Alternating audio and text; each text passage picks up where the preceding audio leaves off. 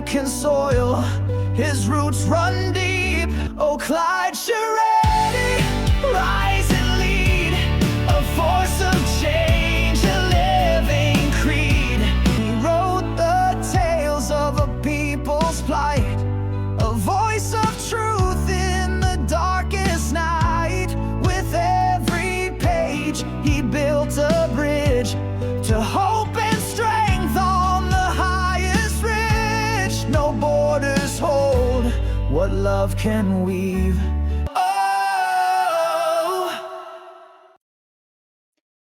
Hello, I am Clyde Sherrady, and I will be producing a lot more videos these days to talk about some of the stuff that happen in our communities and some commentary on news and current affairs in Africa as well, because as a diaspora, a lot of us are very much interested in what is happening back home and what is happening in the continent. And I think as much as we deal with a lot of the things that happen in the Australian context for those of us who live in Australia, we ought to pay sufficient attention to what is happening in the continent of Africa and how we can not just contribute to the development of the countries that we come from, but also more broadly for the betterment of the whole of the continent of Africa. Today, I will speak about Pan-Africanism because I believe it's a very important topic, and I know there's a lot of enthusiasm. There's a lot of interest in Pan-Africanism in the diaspora, especially because I think when you live in Africa and you haven't had a chance to leave the continent, perhaps when we talk about Pan-Africanism, it's just a theoretical thing because a lot of us tend not to meet many other Africans from other countries in the countries where we were born. But when you live in the diaspora, and then you get to meet a lot more Africans, and not only just meet, but also work together, like in the Australian context where I have been over the last 26 years. A lot of my work, a lot of my interest has been, dealing with issues and challenges and opportunities within African Australian communities. And I've worked with a lot of people from various countries that have never been in the African continent. And that obviously provides more opportunity to meet Africans, from many other countries. In my case, for example, Eritrea, Ethiopia, Nigeria, and, Liberia, and many other countries where before I came to Australia, I didn't get to meet much. I didn't get to meet many people from those countries. And I've met them in the Australian context. So that provides a lot of opportunities to not just meet, but as I said earlier, work with these people, develop projects, and contribute to the improvement of our people. Because, someone like me, I refer to my African people as my people, as much as I am a humanist, and my spiritual belief leads me to add value to any human that I encounter. But I have a special place in my heart for people of Africa, and I tend to advocate, or not that I tend, really, I do advocate for all of Africans, both for my country and those from other countries as well. And I know when we talk about Pan-Africanism, it shouldn't just be words, it should be actions. And that usually should translate into collaboration, where obviously there are opportunities to collaborate in any field, whether that is in community advocacy, whether that is in business and entrepreneurship, whether that is in social impact project and all of that sort of thing. And then when we talk about advocacy, for example, I see and I know for having been in community space for quite some time that even though there is a significant degree of collaboration in what is being done, but there's also a lot of backbiting where we undermine each other, especially when we deal with the decision makers in the countries where we are. But there is one thing that recently really impressed me, and it relates to the recent peace agreement between the DRC and Rwanda. And I'm sure many of you who at least follow the news and current affairs in the African continent know that last week, I think it was last Friday, the DRC and Rwanda signed a peace agreement in Washington that was brokered by the United States, and the President of the United States, President Trump, is very much involved in this whole process, and he is facilitating all of that. And then when President Trump received the two ministers, one from Rwanda and the DRC, at the White House, it was a wonderful thing to see how he put the whole thing together. And obviously, there's a bit of a show. He's a showman, as all of you know, and he wanted to make a little bit of show out of that, because he's actually looking for a Nobel Peace Prize. That's what he's looking for, and he's, I believe, he's wanting to have a legacy in peace building, even though it's not quite working as he wants it to work. But he's doing some inroads in that. So let me just show you this one. This was basically the ceremony that took place in the White House, and I'll let you watch. You will see this journalist from Angola who was talking about the DRC. He was talking about the importance of peace in the DRC, and I believe that his intervention in that whole meeting there was very remarkable, and a great example of Pan-Africanism. I'll let you watch, and then I'll come back to this in just a moment. Big star, and she has a person who's a colleague of hers, a friend of hers, and that she has a lot of respect for, who comes from the area and knows exactly what's happening. Caroline, could I ask you to say a few words? Yes, sir. Here we have HARIANA, who is from the continent of Africa. She's been a reporter here in the United States for many years, and she has a story to share with the press, with the media, and with these two fantastic leaders who have joined you today. So, HARIANA, please. Why don't you come up here and talk so they can see? Sure. That'd be great. Thank you very much. Thank you, It's a Mr. great honor. Thank you, Mr. President. So, as Caroline has mentioned, President, first of all, I want to let you know that I'm the only African reporter accredited here at the White House. Wow. And I cover for the entire continent. So I just arrived from Congo, Democratic Republic of the Congo, Right. yesterday. I went to see firsthand how the people is feeling and the president's message, President Felix Tshisekedi, about this upcoming peace deal. And let me tell you firsthand what I witnessed myself. I spoke with the people on the street. I spoke with youth. They know your name. They know that a president named President Trump is working hard to finally bring peace to the country. I saw hope. They have hope now for a better day in Congo. They see what you're doing as a future, better future for Congo. And I had opportunity to sit down with President Felix Tshisekedi for an interview, because I want to understand his mind, what he's thinking, his feeling about everything that your administration is doing. And he told me firsthand that for many years, many American presidents overlooked this conflict. They didn't do nothing. Even myself, I covered President Biden's administration. I pressed many times about this conflict. People are dying in Congo. This country has so much potential, but they need help because this war is destroying the country. Right. They never gave me any answer. And he told me, President Tshisekedi, that you have no idea, he's very thankful for what you're doing, for what your administration is doing. Not only him, the entire Congolese people, they see that finally they will have hope. And President Tshisekedi also mentioned at the end of my interview that when peace finally comes to the Democratic Republic of the Congo, he's thinking to nominate you as a Nobel Prize Peace, because he said you deserve, you have been working to bring peace in the world, not only at the Congo, and he's very hopeful to meet you in the future. That's so nice, boy, and that's so beautifully stated. And Caroline said, number one, she did say, and I shouldn't say this because it's politically incorrect, she said, she's beautiful, and you are beautiful.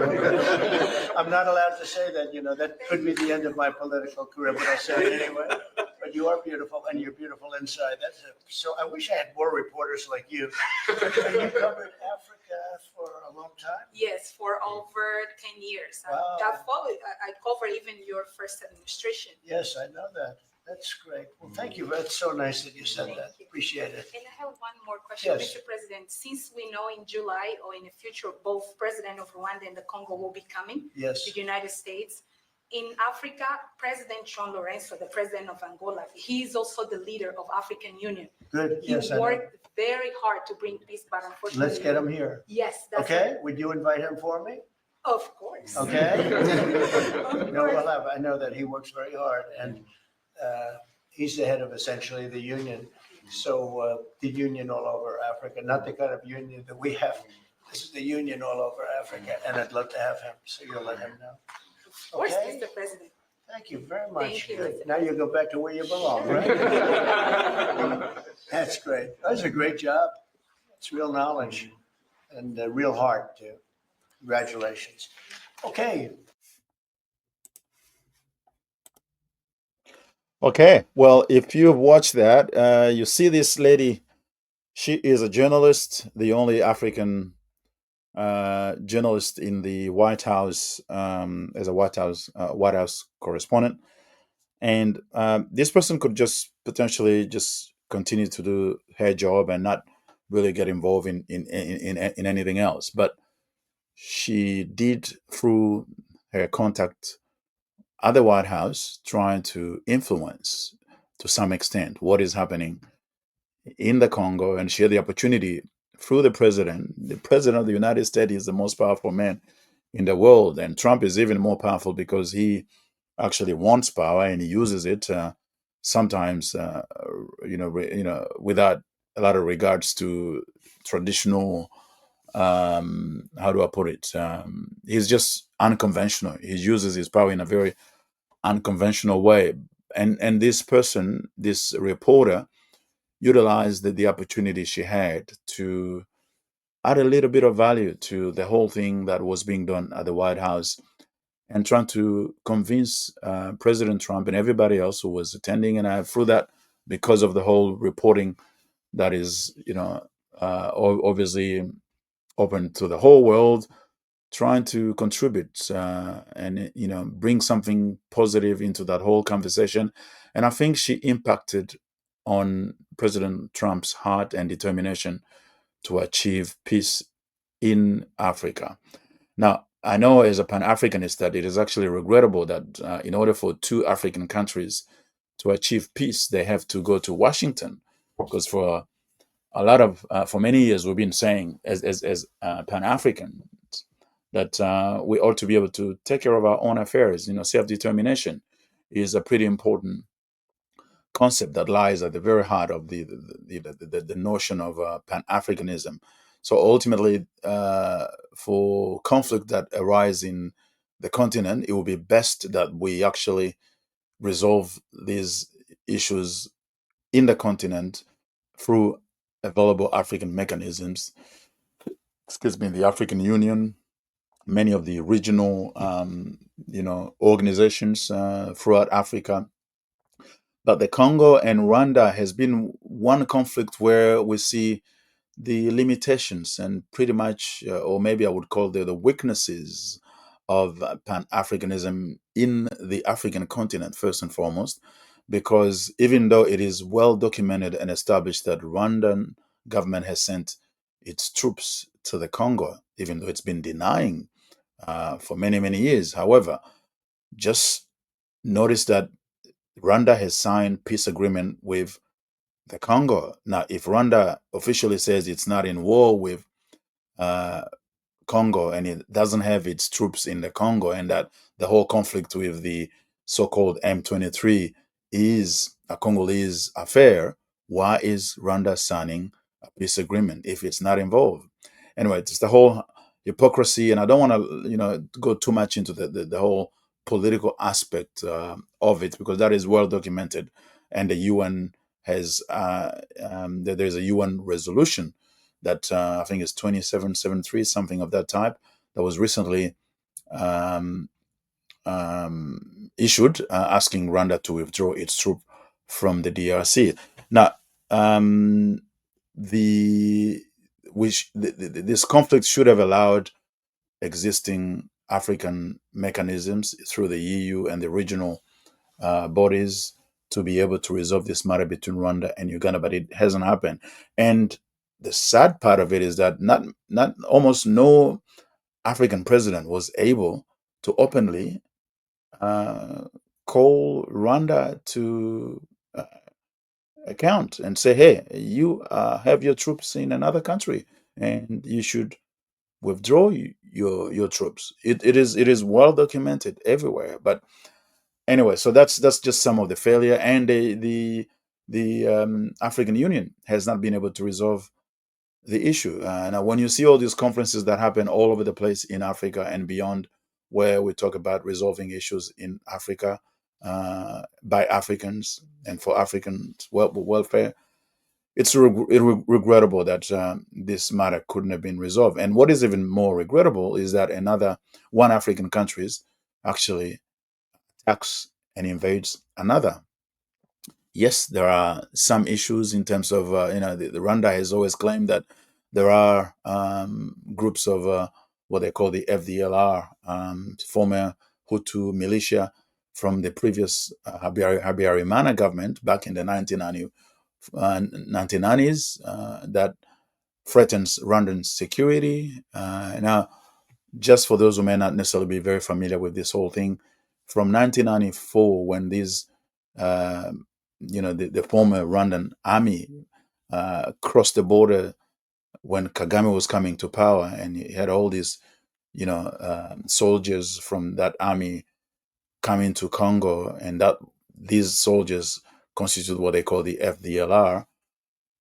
It's been 30 years, and since then, Rwanda had actually invaded and brought the president Laurent Kabila to power, and Rwanda actually occupied the DRC pretty much. The whole of the DRC army was run by James Kabarebe, who is a Rwandan general. They had, I think, for about 2.5 years, almost 3 years of time where they were running the whole show. So a Rwandan general who is the chief of staff, the army's chief of staff in the Congo. This is the only man that have had a chance to be her army's chief of staff for two countries, Rwanda and Congo. Now they had all the means and opportunities to take care of these FDLR, whatever they call them, and then beyond that, there's been a number of times when the Congolese government officially invited the Rwandan government to come to the Congo and deal with together, trying to get this FDLR issue addressed. Now, from the Congolese government, there are not many of these elements anymore, because not only they have aged, it's been 30 years since they crossed the border. Not only they've aged, but Rwanda and even the Congolese government has had enough opportunity to try to address this matter, and many of them have either been returned or died.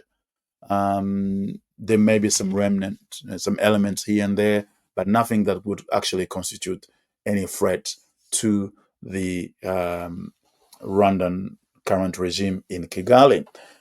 But obviously, this is what Kigali has always been using to try to justify its action in the Congo. But a lot of specialists will tell you, experts in this matter who have looked into it very closely, it's not about the FDLR or whatever their name is. It's more about the resources in the Congo. Anyway, to cut a long story short, the conflict has been ongoing for 30 years. More than 6 million Congolese have died. And the continent of Africa has not been able to broker any peace agreement between Congo and Rwanda. Washington this time is on the verge of making that happen. At least on the paper, the signature have been applied, and the two countries agreed to work together to not only stop the war, but accelerate the economic collaboration within the region. And this lady, HARIANA, I think is her name, that journalist for me, it's just a very good example of Pan-Africanism in action, where she uses the opportunity she has as a journalist within that ceremony that was taking place in the White House, the signing of the peace accord, to kind of reinforce the need for peace. She's not Congolese, but she has gone to the Congo. She's seen what the Congolese people are looking for, what they are hoping for. Obviously, as a journalist, she would have seen a lot of the reports about the depth and displacement of Congolese people. Because in this conflict, even though there are some Rwandans who have died, but it's like 1% out of the total number of people who have died. The majority, the 99%, has been in the Congo, and the Congolese have been suffering all along for the last 30 years, and it's not ending. Hopefully this time it ends, but it just gives me the opportunity to reinforce the fact that as Africans and Pan-Africanists, whenever we have an opportunity to bring peace or to contribute to the establishment of peace, to help not just individuals but countries to cooperate, collaborate, work together, and improve the well-being of the individuals, families, communities, and nations involved, we ought to be able to do so. So kudos to that lady, HARIANA, as a good example of Pan-Africanism. And that is what we would like to see more of us doing. And before I finish, because I don't want to make this too long, is that in the diaspora, as we continue to obviously do things both on an individual and collective level, we ought to be able to remind ourselves of the need that we have to, add something of value for the betterment of the lives of Africans, whether that is in the diaspora and in the continent. And a lot of this in the diaspora will be about partnership and collaboration for social, organizations or business and entrepreneurship endeavors. We need to be able to do that. I have seen over the years that sometimes we talk more about unity, we talk more about collaboration, but we actually don't do it in action. Whenever you see another African seeking some support for a project or for a business, why don't you offer that? Because the more of the assistance you offer to people, that is like planting the seed that you will reap later, and that is helping the person who needs that help, helping you as well. Because when you do somebody a favor, you automatically include them into your social network, so to speak, your social capital, because they will not hesitate to be able to return that favor at some point if they can. And that is something very important. And I just want to remind the diaspora that we have a big job to try to contribute to the betterment of the African continent in many ways, as much as we do in our own communities where we live in diaspora settings. So let's get on to doing it rather than just talking about Pan-Africanism. So that is all for today. There will be a lot more subject that I will be discussing in this Clyde Sharadi show. Most will relate to the experiences of Africans in the diaspora, as well as some political and current issues, current affairs issues in the continent. I would like to suggest that if you have a chance to watch this video, please share it, like it, comment, and feel free to contribute to any topic that you would like to see discussed as we start this new campaign on the education and empowerment of Africans through media. One last thing before I leave is we are involved in entrepreneurship development in the African Australian context. I run the Afropreneur Summit Australia platform that is dedicated to empowering members of the African Australian communities in matters of entrepreneurship, both commercial and social. And we organize events throughout Australia and even internationally. We've started expanding this year internationally, namely with New Zealand and possibly with South Africa and Canada as well. We're still negotiating with partners over there to be able to do. But New Zealand is locked in. So we're inviting you wherever you may be, if entrepreneurship, business development, social and charity, community-related matters of interest, and you'd like to be able to obviously learn more, connect with new people, and build a support system around what you want to do in these spaces, we'll encourage you to register and attend the event and become a member of the platform. The next summit is happening in Adelaide on the 15th of August, and I'll leave a link where you can register. After Adelaide, we will have Perth on the 18th of October. Sydney will come on the 1st of November. We're still also trying to organize a date for Brisbane and Melbourne. All right, until next time, I hope that you remain safe and blessed in everything you do. Thank you very much. African soil, his roots run deep. Oh, Clyde Shiretti, rise and lead, a force of change, a living creed. He wrote the tales of a people's plight, a voice of truth in the darkest night. With every page, he built a bridge to hope and strength on the highest ridge. No borders hold what love can weave.